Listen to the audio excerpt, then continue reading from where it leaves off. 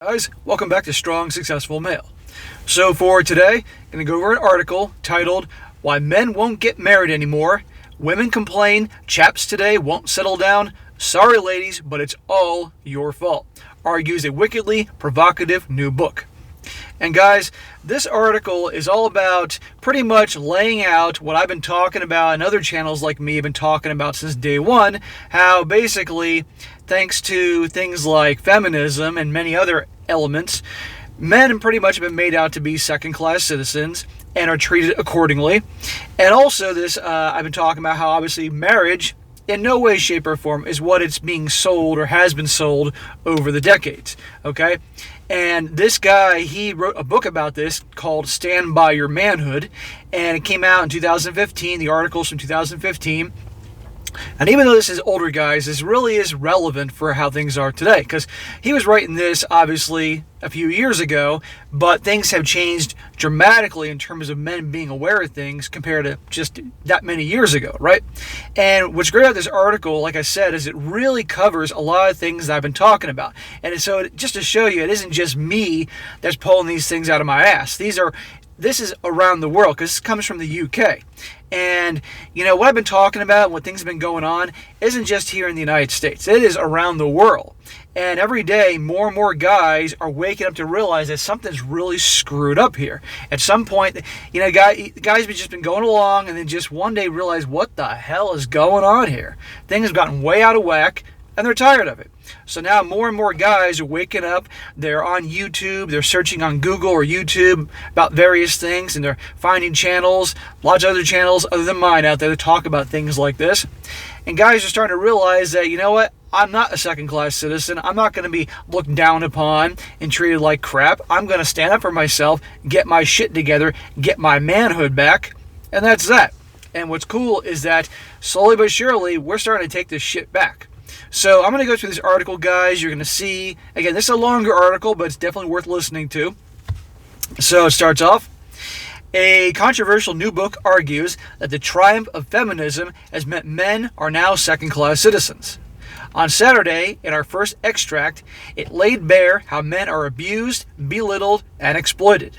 Today, it shows how men are treated unfairly in marriage and fatherhood. George Clooney, Benedict Cumberbatch, and Eddie Redmayne may have all taken the plunge recently, but they are a diminishing band of brothers, for the number of men marrying in the West has plunged in recent decades. The state of matrimony is not just ailing, it is dying out faster than a mobile phone battery. Dead on. George Clooney was known as a guy who obviously would never get married. I think he was married like a long time ago, and then pretty much after the divorce, he was never going to do it again. And apparently different celebrities that he knew and was friends with would make bets with him, saying, oh, you know, you'll be married in 5 years or 10 years. And he used to actually make bets with them for like $10,000 or something like that. And he would always win, because those years would pass, he's still not married, and would take the check for 10 grand. That's what I heard. But obviously, eventually, the guy got old enough that he said, you know, he's probably just tired of the dating scene and all that. Maybe he probably wanted to have kids, and eventually married that chick. How that's going to go, we shall see. But again, this is obviously a few years old. According to the Office for National Statistics, marriage in Britain is at its lowest level since 1895. In 2011, there were just 286,000 ceremonies, a 41% free fall from 1972, when 480,000 plus couples tied the knot. For an army of women, Mr. Right is simply not there, no matter how hard they look for him. And the reason? When it comes to marriage, men are on strike. And then again, this is a few years ago. They're even more now on strike all around the world. Guys are waking the hell up, and this is wonderful, because we get the short end of the stick thanks to the family courts and the government and all that. Why the hell would you do this when you realize, you know, you're going to lose? There's a 50 to 60% chance you're going to get divorced. The numbers jump up and down depending on where you live. You're going to get divorced, lose more than half your shit, be on child support and alimony for God knows how long. Why would you do that? You know, I mean, it's like, why would you buy a stock in a company that you got maybe a 10% chance that you're going to do well, but a 50 to 60% chance that you're going to lose half of it? No rational person would do this, but yet guys will get married, or at least they were, and that was the kind of odds they'd have. It's insane. Why? Because the rewards are far less than they used to be, while the costs and dangers it presents are far greater. Ultimately, men know there's a good chance they'll lose their friends, their respect, their space, their sex life, their money, and if it all goes wrong, their family, says Dr. Helen Smith, author of Why Men Are Boycotting Marriage, Fatherhood, and the American Dream. Yeah, it isn't just guys, it isn't just about the money, it's everything else, you know? Any of you guys have been married or been in very long-term relationships and you move in with your girl, you know darn well that everything changes the second you move in with her, or you walk down that aisle, put the rings on each other's fingers and say, I do. Totally different ball game. They call it the bait and switch wife or the bait and switch marriage or whatever the hell it is. That's what a lot of guys get. They don't want to enter into a legal contract with someone who could effectively take half their savings, pension, and property when the honeymoon period is over. Men aren't wimping out by staying unmarried or being commitment phobes, they're being smart. When British businessman Alan Miller married his first wife Melissa in 2003, he thought it was forever. She immediately decided to give up work, including her $85,000 a year pound salary, to become what is known as Harvey Nichols' wife, spending her time shopping and lunching. When they separated just 2 years later, and not 2 years and 9 months later, he was forced to pay her a £5 million divorce settlement, which included his £2.3 million home in Chelsea and a £2.7 million lump sum pound, despite the fact that he did not have children. That's £5,000 a day of marriage, ka-ching. Why this guy got involved with a chick? This guy's a multi-millionaire. Very successful. Why is he getting involved with a chick that makes £85,000 a year? Not that it isn't bad, but for a guy that wealthy, he needs to have somebody in the same tax bracket. Because look how she made out like a bandit for being married to the dude for 2 years and 9 months. It's crazy. At the very least, you're going to do it. Marry a chick that is obviously very successful, has a ton of her own goddamn money. Well, no, you know, it's like a guy here making few $100,000 a year, and he's marrying a chick that, you know, works at fucking Target. Nothing against Target, but the point is, she's got it made marrying that guy. I don't care how hot she is. If you want to obviously date a girl and hook up with her, it works at Target. If she's hot and sweet and cool, that's your business. I wouldn't do it because simply it's not going to work. But marrying him? Come on here. Or take former Arsenal footballer Ray Parlour. When he wed girlfriend Karen in 1998, it all started out rosy. But by the time the relationship fell apart in 2004, the former optician's nurse didn't get just 2 mortgage-free houses, $38,500 in annual support for her 3 children, and a £250,000 tax-free lump sum. Oh no, she also got personal maintenance of £406,500 a year from her ex's future earnings. This, she said, was because she had encouraged him to be a good mind feeler. This is precisely why the wag culture rages through our country like an aggressive disease. Girls of 16 aspire to be glamorous girlfriends because it's an easy life, not because they love the game or even the men playing it. Young women who wear so much makeup they have to tip their heads back to get their eyes open are encouraged to hunt in packs until they find a nice, rich footballer. Why? Because it beats getting up at 7 a.m., doing the daily commute, and actually thinking about something other than themselves. And then, when the marriage is over, it's time for the wife to make what Mayfair-based divorce lawyer Camilla Baldwin calls some real money. More than the average person ever dreams of, especially as some judges, particularly those in London, are renowned for favoring the wife in the division of assets. So what's a man to do? If he's determined to get married, then he must get a prenuptial agreement, says Baldwin. Otherwise, steer clear altogether. Or I got a better idea, save yourself a whole lot of hassle, and don't get married anyway. And the dude could get the prenup, but what happens if she makes the argument, or her lawyer makes the argument later on, that she was forced into it, or coerced, or some bullshit? That could change things. Some people may say that wouldn't happen, I'm full of shit. Other people will agree with me. Who knows, but that's an important question to ask.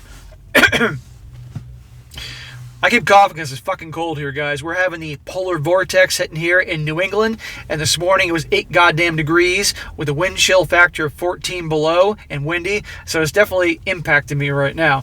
Right now, it's warmer at 14 degrees here at 1 o'clock in the afternoon here in Massachusetts.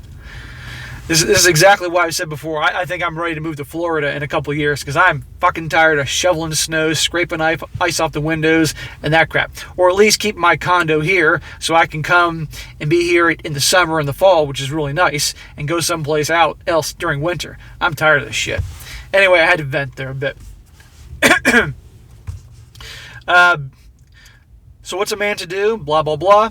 Be in a relationship, even live together, but don't get married, especially if you have any prospect of making money. Well, no, don't live together because guess what? Common law marriage can come into play and you'll lose your shit anyway. And not to mention you'll go crazy anyway because you move in with your girlfriend, that's pretty much like a mini marriage anyway. So that's just my 2 cents on it. American social commentator Susan Venker agrees the problem with divorce settlements, she says, is women want to have their cake and eat it. We messed up with the old marriage structure and now it's broken, she says. Back in the old days, stay-at-home mothers got a financial reward because child rearing doesn't pay cash. Now we want total independence from men, but if we divorce, even without having children, we expect to get alimony forever. We can't have it both ways. Along with the prospect of endless domestic criticism, this is why men are saying, I don't, rather than I do. Men need marriage like a fish needs a bicycle. Many women have been raised to think of men as the enemy, says Venker. It's precisely this dynamic. Women good, men bad. That has destroyed the relationship between the sexes. It's not an accident. It's divide and conquer. There's a lot of that going on in today's world right now. You know, men against women and left against right and all that shit. It's a mess. After decades of browbeating, men are tired. Tired of being told there's something fundamentally wrong with them. Tired of being told that if women aren't happy, it's their fault. The rise of women has not threatened men, it's just irritated them. But by far the most negative aspect of marriage is the likelihood of being edited out of your children's lives. If it all goes pear-shaped by a state that has relegated the role of the father to its lowest point ever. It wasn't always this way. In the 1800s, men typically got custody of their children in the event of a split, not as a result of privilege, but because they were the solely financially responsible for them. They got the children, but they also got the bill. Benefits Britain didn't exist, encouraging single moms to go it alone. Now, 200 years on, women get the children, but men still get the bill. Sometimes men even pay for children who aren't theirs. That's probably the worst thing possible. You find out the kid isn't yours because, you know, the wife's hooking up with the FedEx or UPS driver, and it's not your kids, but because you're raising them, now you're on the hook. What a little bullshit. The Child Support Agency has 500 cases of paternity fraud a year, where a mother's names a man as the biological father of her child, even when she has a good idea he isn't. And that's just the cases we know about. According to a YouGov study, 1.2 million men doubt they are the fathers of their partner's children. That's horrible. That many guys actually question whether their kids are really theirs. That's insane, but it's today's world. And again, guys, this is from a few years ago. Things are way worse just 5 years later now. The recent case of Stephen Carter from Devon is not unusual. The CSA deducted £50,000 from his bank account between 2007 and 2014, even though a DNA test later proved the child in question wasn't his. They acknowledge this, but the Department of Work and Pensions still will not refund him because the child is now 22, thus an adult, and so the case is officially closed. Bullshit. Guys, even if you're not married, remember, always wear that protection, because the last thing you need is to get some girl pregnant, and then you have to deal with the damn kid forever because she's going to probably keep it to get that money. Just want to remind you of that, and dispose of your protection when you're done doing your business. Don't leave that around. Then there's Mark Webb, who raised his daughter for 17 years, only to discover she was not biologically related to him. When he sued his former wife for compensation, county and appeal court judges denied his damages claim, brushing it off as a man's obligation. To this day, no British woman has ever been convicted of paternity fraud. And yet guys are still, come on here, guys. You got to wake up. But you know what? It's awareness that is going to help us all. It's talking about it. It's guys writing books, guys writing articles, guys doing YouTube channels until we're all shut down because we're messing with how things are supposed to be. But guys, I encourage you to talk about this. Talk to your friends about this. Talk to your male family members about this. Fathers, grandfathers, uncles, talk to your sons about this, okay? All over the world. Because you don't want it to be a statistic. To end up like some of these poor guys that get the shaft. This setup is no accident, though. Since Harriet Harman and her pals entered politics, the laws that govern family life have been rejigged to put women on top and men on back foot. They decide that families aren't society's natural balanced building block, but a cunning plot to oppress mothers while placing men in unserving positions of power. When many men were actually breaking their backs in jobs they hated to keep everything ticking over. To average this, they squeeze men from the home and hit them where it hurts, the heart. Don't believe me? The Children Act of 1989 specifically declares the rule of law that a father is the natural guardian of his legitimate child is abolished. A year later, a report by the Institute for Public Policy Research called The Family Way saw Harman declare, "It cannot be assumed men are bound to be an asset to the family life or that the presence of fathers in families is necessary a means to social cohesion." Even now, the Children and Families Act of 2014 doesn't mention the word father once. Not once. People have lost their damn minds. And yet when women complain that where are all the good men and men don't want to get married and why won't he settle down or all that stuff, they actually have to wonder, but who do you think elected these politicians and raised holy hell to get these laws put into place to begin with?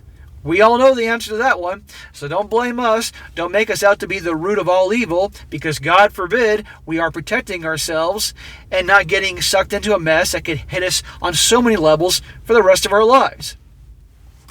Better to be free. Sir Bob Geldof was one of the first high-profile men to challenge the legislation after losing access to his daughters, Peaches, Pixie, and Fifi, when Paul Yates left him in 1995. Where the hell did this guy come up with these names? It was beyond expensive, he told me. I had to borrow money and was close to losing it all.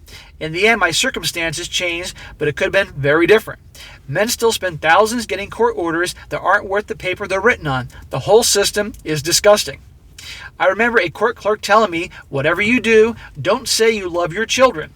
Family courts consider men who articulate this as extreme. It was madness. That is madness. According to the Office for National Statistics, 1 in 3 youngsters have no access to their fathers, which equates to 4 million children in the UK. And they wonder why you have all these boys that grow up and they pretty much don't know, they literally can't wipe their own ass. They don't know their ass from a hole in the ground because pretty much they're raised by their moms, and moms are always soft on the boys, and they're these spoiled little brats and have no accountability. They're not men. This is what we got today, and it's here in the States as well, because generally the moms will raise the boys. Okay, I've witnessed this many, many times. And of course, these kids don't see an environment where you have mom and dad living together, happy, and it's turmoil, and they can't go off and have relationships that are once stable and positive and good. Now they have all these toxic relationships, and they get married really young, like a lot of stories I do. And again, it's all screwed up. That's what we get. But again, until things start to begin to favor men again, and amongst many other things, that's why I tell you guys, don't even bother. Not today's world. Don't do it. You want to have girlfriends? Okay, that's cool. Have a good time with them. Don't get married. Don't move in with them. It goes on, but there is a ray of hope, says Dr. Craig Pickering, from the charity Family Needs Fathers. The Children and Families Act says, for the first time in English law, that both parents should be involved in a child's life after divorce, he says. The trouble is that its effectiveness depends on what the judges make of it. It wouldn't be the first time that they came up with their own bizarre interpretation of something straightforward. Pickering says sanctions should be imposed on mothers who fail to cooperate, such as passports and driving licenses being confiscated. Yeah, I wouldn't hold my breath, at least not right now. The government consulted on this, but stopped midway though, he says. We don't know why. Yeah, I know why. I put this to Edward Timpson, Minister for Children and Families. Eventually I was told by the Ministry of Justice the consultation concluded we should not introduce further punitive enforcement elements. There are already punishments available. Perhaps someone needs to tell them they just don't work. Considering that the annual cost of family breakdown is reportedly £44 billion, that's more than the defense budget, you'd think curing fatherlessness would be a priority for a country hemorrhaging money. But it isn't. Instead, everyone is petrified of inadvertently appointing blame to single mothers, even though it's not about them. Once recently, in a bid to woo the female vote, ding ding ding, David Cameron said deadbeat dads should be looked at like drunk drivers, yet said nothing about the mothers who deliberately steer them off the road. Here we have the head of government telling men to raise children properly, yet offering a law that actually keeps children and fathers apart as the solution. So much for family values. Meanwhile, single-parent organizations such as Gingerbread, supported by children's author J.K. Rowling, of all people, casually dismiss studies that suggest a lack of male role models at home increases the likelihood of crime and mental illness. This is despite a study conducted by Oxford University, which followed 20,000 children from 1958 and found those with a father were far less likely to break the law or suffer from psychological issues. Young boys with involved fathers also perform better at school. Exactly. Stable environment. You got the father to lay down the law when the boy gets out of hand. So that's a good example. But again, father's out of the picture. The kid's stressed out because, does my dad love me? Because I don't get to see my dad, even though that's because of the mom's bullshit. And I'm going to point out this isn't always the case, guys, but obviously it happens so much that you got an article written about this and obviously a lot of statistics to back it up. Dr. Paul, I can't pronounce this dude's last name, it's too long, of Imperial College London conducted a study that found disengaged and remote father-child interactions as early as the third month of life often lead to behavior problems in children when they are older. The logic is simple. Not having a father leaves a hole in the soul, a void that young people frequently fill with drugs, alcohol, or intimacy. This might not sit well in the feminist family framework, but sometimes the truth hurts. In 2012, the substance misuse charity At Action published a report that proved father deficit to be real, causing anger, self-loathing, addiction, and identity issues. It saw young men compensate with a counterfeit masculinity of strength, anger, and violence, often combined with sexual prowess. Meanwhile, young women act out a skewed version of femininity that prioritizes the use of sex and relationships with men above all else. Cruelly, this creates the cycle all over again, with teenagers jumping into bed with each other without a thought for the consequences. Well, that's going to be pretty much teenagers since time began here. Let's be honest here. Except now, interestingly now, you have a lot less, apparently, at least here in the States, and I've been seeing more articles about this, less and less teenagers are interested in relationships, dating, and hooking up. They're more interested in hanging out like boys with their buddies and video games and other shit. It's very interesting.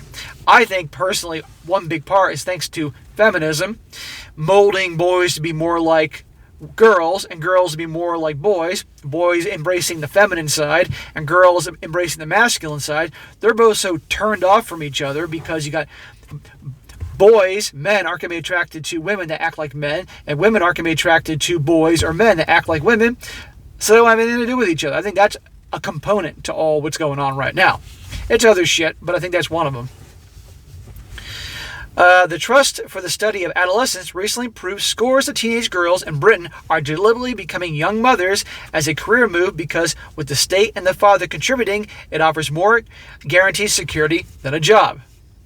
What a surprise. Even 13-year-olds admitted this, which might explain why Britain has the highest teenage pregnancy rate in Europe, at an annual government cost of nearly £63 billion. Perhaps the lawmakers need to think about the radical action to break the cycle. Maybe men could be allowed to have a financial abortion from a child to which they didn't pre-consent.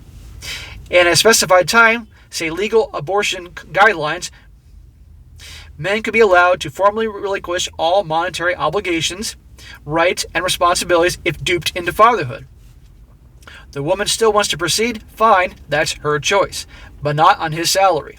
Controversial? Yes, but overnight we would see fewer acts of conception by deception, and that can only be a good thing for men and for society. Well, good luck with the thing he just mentioned there, but the point of this whole thing is bringing awareness. End of story here. Now, there's a couple little things that were in the article. I read through the whole article, guys, but there were a couple points there that I didn't read. I'm going to read now that definitely continue on the stuff I've been talking about. And one part talks about, here it says, we do have less sex after marriage. Think your wedding day will be the happiest day of your life? Chaps, you may need to think again. The quantity and quality of sex dwindles after marriage, say researchers. A recent study of 3,000 couples found those who had sex 4 times a week before their wedding did the deed just once a week afterwards. What I've been telling you. And how many guys watching this have been married and know this 100%? Then there's the cost of bankrolling the average wedding, a burden that is increasingly falling on couples rather than their parents. It's not called a big day for nothing. The latest stats say you'll need to have saved at least £18,000 to pay the bills. For the same amount, though, you get an amazing holiday with first-class flights around the world, a nice car, a deposit on an apartment, or a wardrobe of Savile Row suits. Makes you think, doesn't it? The money spent on weddings is absolutely out of their damn mind. I mean, it's unbelievable. Take that money and put a down payment on a house or something like that instead of some bullshit party. It's crazy. And another part talks about movies and TV with men. It says, TV makes men look like idiots. Men have long been considered aggressors and threats to the safety of children, but getting it wrong is a human trait, not a male defect. In fact, in the past few years, some high-profile perpetrators of child abuse, I literally can't say that, have been women. Carrie Matthews, I'm not going to read, okay, you guys can read this part, but I literally, can you not? YouTube is so crazy that if I say certain things here, it may flag the video. So you can read this part. But it's bad stuff that women have done to kids. There is absolutely no magic ingredient that women have when it comes to being parents. Says Adrienne Burgess from the Fatherhood Institute. Men are equally innately hardwired to care for children. The only difference is the rest of the world thinks they're dangerous, uninterested, and lacking skills mothers are born with. That's a total myth. The problem is exacerbated by the way fathers are portrayed in countless films and TV shows as being, listen to this, utterly inept and untrustworthy. Off the top of my head, I can cite Men Behaving Badly, Last of the Summer Wine, The Simpsons, Everybody Loves Raymond, and Friends as examples. Plus the movie 3 Men and a Baby, the highest grossing box office hit of 1987. What I've been telling you all along, guys, about how movies and TV for the last couple decades, probably since the 80s, honestly, that portray guys as being complete morons, incapable of doing anything, indecisive, just morons, right? When that's not the case. But then you look at movies before the 80s, especially like prior to the 60s, and men were seen as strong and had their shit together and were leaders and in charge, and the women were feminine and all that. Now you got movies where you had the guys acting like not just morons and inept, but also just complete total pussies.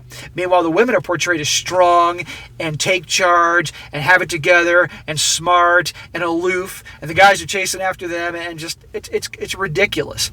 And so is any wonder when you're a kid, if you don't have a very good example from your father or uncles, the men in your family, you're watching this on TV and you're going to behave that way because you think that's just how it is.